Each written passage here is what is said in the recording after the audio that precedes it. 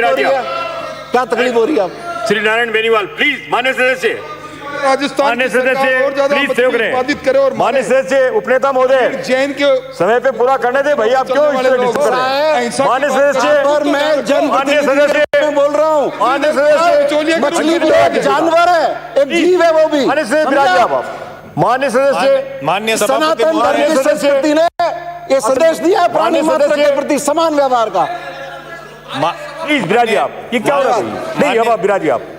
माननीय सभापति महोदय, सब आप सहयोग करें, अचानक आप लोग क्या हो जाता है आपकी? आज मांग संख्या को दौरा पड़ता है 30 कृषि समय पे सारा काम मांग संपन्न संख्या हो रहा है, हर 39 आदमी सहयोग कर रहे हैं। पशुपालन एवं चिकित्सा पे आपने मुझे बोलने मान्य का से मौका कृपया दिया, शांत रहें। उसके लिए धन्यवाद। बहुत महत्वपूर्ण मुद्दा था आज कृषि का और पशुपालन और चिकित्सा का। सुबह से लेकर अभी तक पक्ष और विपक्ष के सम्मान्य सदस्यों ने अच्छे अच्छे विचार भी साझा किए। मैं माननीय मंत्री जी से निवेदन करूंगा कि मृदा स्वास्थ्य कार्ड, उसकी जो दुर्गति इस प्रदेश के अंदर जो हो रही है, उसके अंदर कोई ना कोई ठोस कार्य योजना बनाने की बहुत बड़ी आवश्यकता है। माननीय मंत्री महोदय, आज मृदा स्वास्थ्य कार्ड यदि किसी मिट्टी की जांच कराते हैं तब सबसे ज़्यादा आवश्यकता माइक्रो न्यूट्रिएंट्स की है, और हर जहां लगातार जो सिंचित क्षेत्र रहा है वहां अधिक फर्टिलाइजर की बात वैज्ञानिक कर रहे हैं। तो कहीं ना कहीं इसके अंदर अभी सभी मान्य सदस्यों ने जैविक खेती की बात की। पहले जब छोटे थे तब बड़ा अच्छा कार्यक्रम सरकारों ने चलाया था। एक बेटी बचाने के लिए ये जरूर कहते थे कि बहू सबको चाहिए लेकिन बेटी किसी को नहीं चाहिए। जैविक आपका मन नहीं लग रहा था, बाहर पधारे।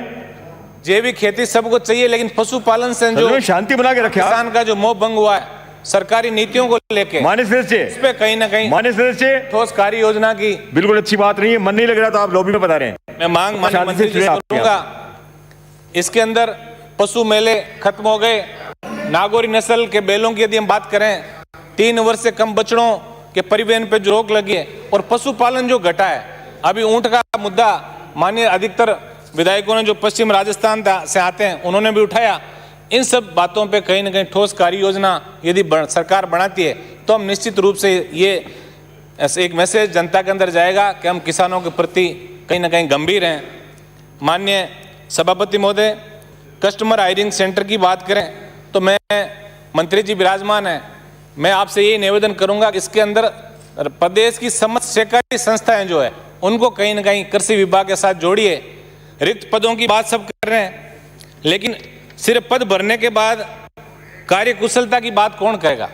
अभी आपके विभाग ने मुझे एक प्रश्न के जवाब में, मेरे खींवसर विधानसभा का प्रश्न था और उसमें मैंने पूछा कि कृषि पर्यवेक्षकों के कितने पद रिक्त हैं, तो उसका उत्तर आया एक में 23, फिर जिसने RTI लगाई उसमें आया 38, और जो एक लेटर और लिखे उसमें आया 44। तो कहीं ना कहीं जो कृषि के बड़े अधिकारी जो बैठे हैं उनकी कहीं ना कहीं अपने को लाइबिलिटी फिक्स करने का मैं माननीय मंत्री महोदय से निवेदन करूंगा। उन्नत बीज, जो मिनी किट की बात अधिकतर माननीय सदस्यों ने कही, मिनी किट की जो क्वालिटी है उसको लेके पूरा प्रदेश हमेशा चिंतित रहा है। हर समाचार पत्रों के माध्यम से भी ये बात उठती है, और बीज उत्पादकता के जो भी कार्यक्रम जो चल रहे हैं उसके अंदर भारी अनियमितता है। मंत्री जी, मैं आपसे मांग करूंगा कि इस मामले को आप ठोस कार्रवाई ऐसे लोगों के खिलाफ जरूर करें।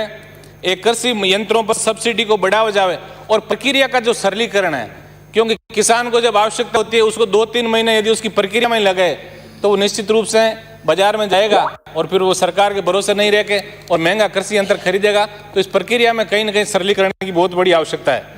माननीय मंत्री महोदय, खेती में नवाचार, बूंद बूंद सिंचाई और फव्वारा, स्प्रिंकलर इत्यादि की बातें सभी मान्य सदस्यों ने कही है। इसके अलावा ज़्यादा जिस फसल को ज़्यादा पानी चाहिए, अब धीरे धीरे हमें परंपरागत खेती से हटके और नए जैसे पेड़ पौधे हैं या औषधीय पादप है, जहाँ की धरती जो अच्छा औषधीय पादप या उसका सुटेबल है, उसमें कहीं ना कहीं नीति हर जिले और जिलों में भी ब्लॉक वाइज आप बनाने का मैं आपसे निवेदन करूंगा। माननीय मंत्री महोदय, सहकारिता विभाग के साथ सामंजस्य की बहुत बड़ी कमी है। अभी आपकी जो फसली प्रदर्शन जो चल रहा है जो बीज उपचार, ये हकीकत बात है कि जो बीज उपचार की जो दवाई है वो तब आती है जब बीज पकने को तैयार हो जाता है। तो ऐसे के अंदर आपको सहकारी तंत्र के साथ मजबूती से अच्छा सामंजस्य स्थापित करके, और हम सबका ये प्रयास रहे कि किसान को संबल मिले, उसको सरकारी योजनाओं का लाभ मिले, कृषि विपणन की ठोस कार्य योजना बने। अब जो तीनों कृषि कानून जो देश की सरकार लेके आई है, अभी जब आप इधर से कहेंगे तब जरूर केंद्र सरकार पे कहीं ना कहीं ठीकरा फूटेगा, क्योंकि माननीय सभापति महोदय सास तो सास ही होती है, इसलिए इस पे भी आपको कहीं न कहीं ठोस कार्य योजना कृषि विपणन को लेके बने।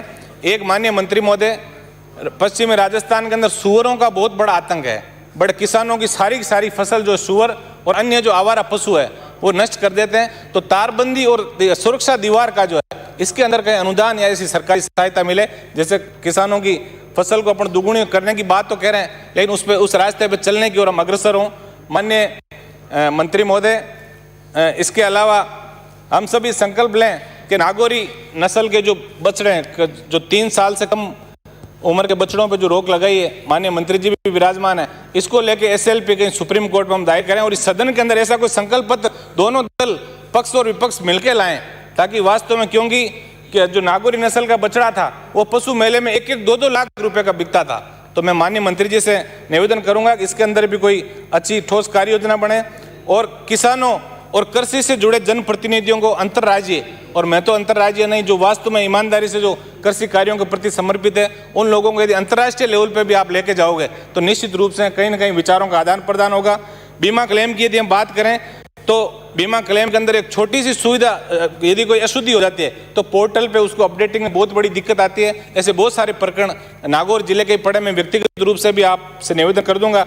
इसके अंदर पेस्टिसाइड और खाद, जो रासायनिक खाद आ रहे हैं, उसके अंदर बहुत ज़्यादा नकली दवाइयों का और खाद का प्रचलन बढ़ा है। तो ऐसी कोई ठोस कार्य योजना या कोई ऐसा अलग से कोई विभाग के अंदर कोई मॉनिटरिंग सेल बना के, और जो पेस्टिसाइड नकली आ रहे हैं उसके अंदर भी कहीं ना कहीं आप ठोस कार्य योजना बनाएं, ताकि किसान के जो अच्छे दिन देखने के जो सपने हैं वो कहीं ना कहीं पूरे हों।